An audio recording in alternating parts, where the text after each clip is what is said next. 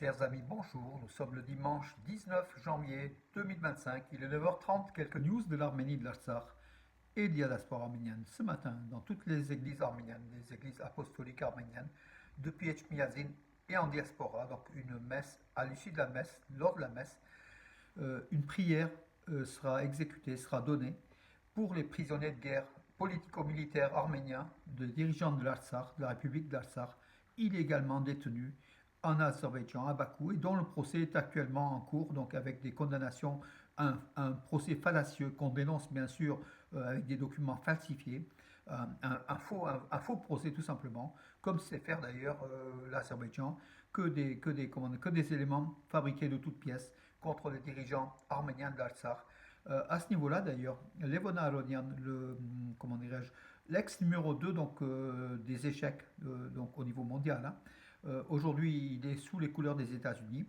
Il affirme, il a dans un post sur X, il a affirmé que ce à quoi Ruben Vartanian est confronté de la part des autorités azerbaïdjanaises est une parodie de justice.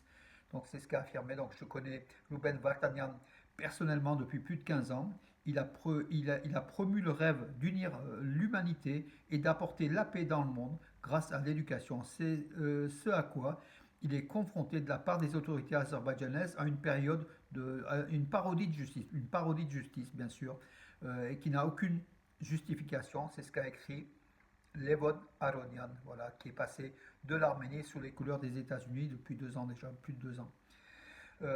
Pour dire que ce procès-là, comment dirais-je, est bien sûr fabriqué de toutes pièces, hein, donc voilà, par l'Azerbaïdjan, tout le monde le sait, sauf le dictateur Aliyev qui joue la comédie là-dessus, hein, pour essayer de gagner des avantages sur l'Arménie.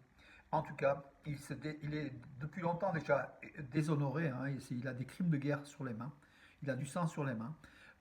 Et puis voilà, avec ce procès-là, il s'enfonce encore davantage. Mais bon, il compte sur son pétrole et puis sur des groupes lobbyistes, dont Israël, hein, donc voilà, pour le soutenir, pour soutenir sa dictature contre l'Arménie et peut-être récupérer encore une partie de l'Arménie après l'occupation de l'Artsakh.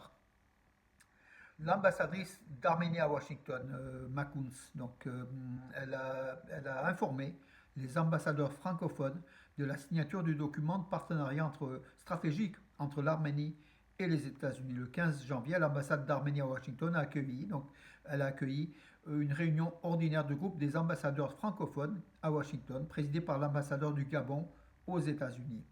Euh, Profitant de l'occasion, l'ambassadrice arménienne, hein, d'Arménie, Lilith Makuns, qui est très énergique, hein, et c'est une femme, bravo, a également informé les personnes présentes d'une réalisation importante dans les relations entre l'Arménie et les États-Unis, la signature du document historique établissant un partenariat stratégique entre l'Arménie et les États-Unis. À ce niveau-là, ça se discute.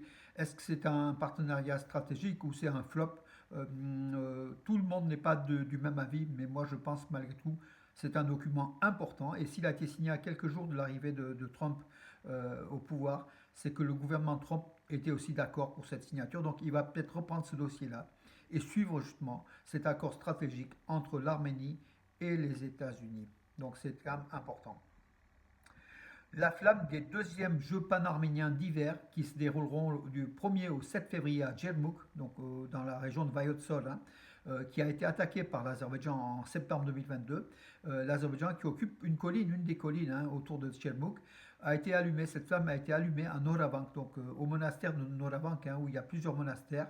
C'est un lieu symbolique et touristique de l'Arménie, justement de cette Arménie du Moyen Âge, hein, donc ce sont des monastères très anciens. La flamme des deuxièmes Jeux panarméniens a été allumée donc, hier à Noravank. C'est ce qu'a affirmé Araïk Haroutunian, le chef du cabinet du Premier ministre de la République d'Arménie. Il a écrit sur sa page des médias sociaux, il y a peu de temps, la flamme des Jeux panarméniens d'hiver a été allumée à Noravank, que les athlètes porteront jusqu'à Djermouk. La cérémonie d'ouverture des deuxièmes Jeux panarméniens d'hiver aura lieu le 1er février à 18h30 à Djermouk. Un événement magnifique est garanti. Habillez-vous chaudement, à plus tard. Donc c'est ce qu'a affirmé Araik Haroutunian. Donc les deuxièmes Jeux panarméniens, donc comme je vous l'ai dit, qui se dérouleront à Djermouk du 1er au 7 février avec la participation de plusieurs milliers de sportifs venus d'Arménie et surtout de la diaspora, hein. Voilà, bravo, bravo en tout cas.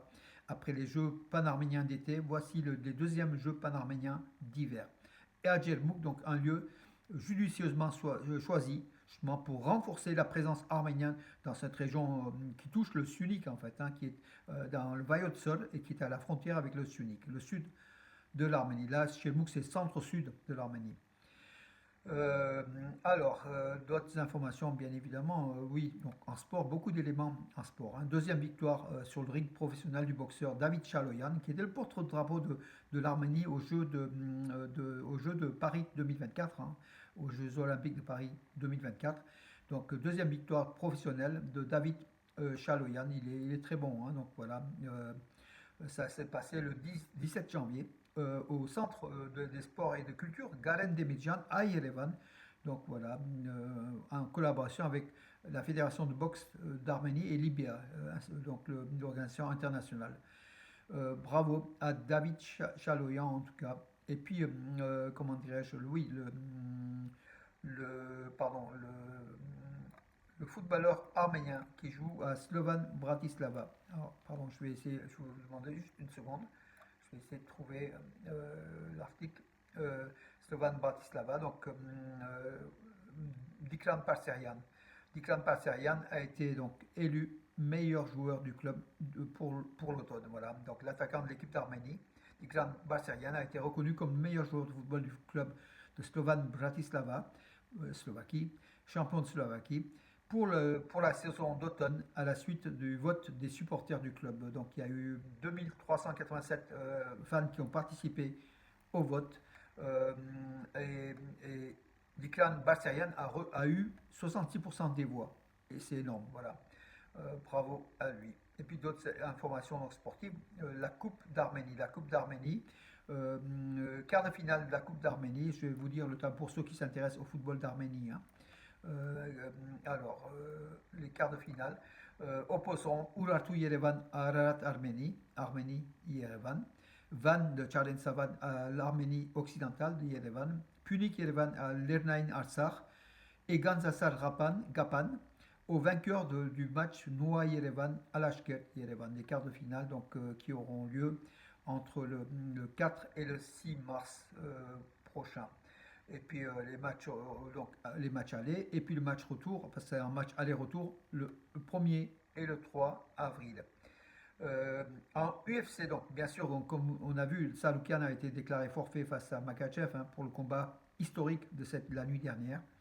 Dana White, le président de l'UFC, c'est une organisation de l'UFC, hein, en fait, hein, de MMA, hein, pour le combat ultime, n'a pas exclu la possibilité d'organiser un tournoi de l'UFC en Arménie. Donc, à une question donc, d'un journaliste, il a affirmé est-ce qu'on pourrait assister un jour à un tournoi de l'UFC en Arménie? Point d'interrogation. Oui, oui, certainement. Nous y réfléchirons certainement. Voilà, pourquoi pas un tournoi mondial UFC à Yerevan, en Arménie. En tout cas, l'Arménie a tous les moyens d'organiser cela. Voilà, il suffit de le vouloir.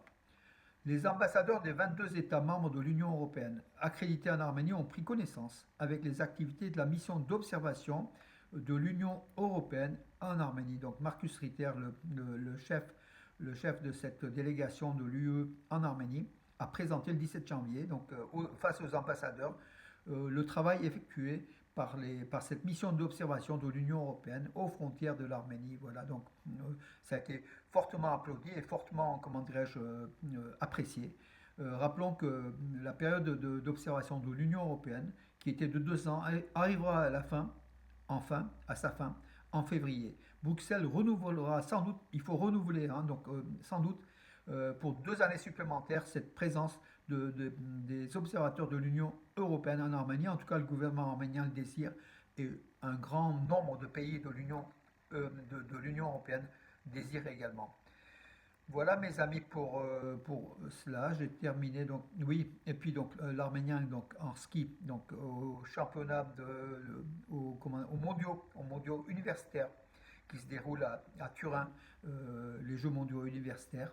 Garik Melkonian pour l'Arménie accède à la finale de 1 km classique. Donc Garik qui avait déjà remporté une médaille de bronze au 10 km ski de fond libre, handicapé, hein, donc voilà dans le handisport, handiski. Et là il est au 1 km classique, il est arrivé, il est qualifié tout simplement bravo à lui, et puis bravo à l'Arménie, et puis aux médailles qui sont là, qui ont eu lieu, et qui vont venir encore d'autres médailles.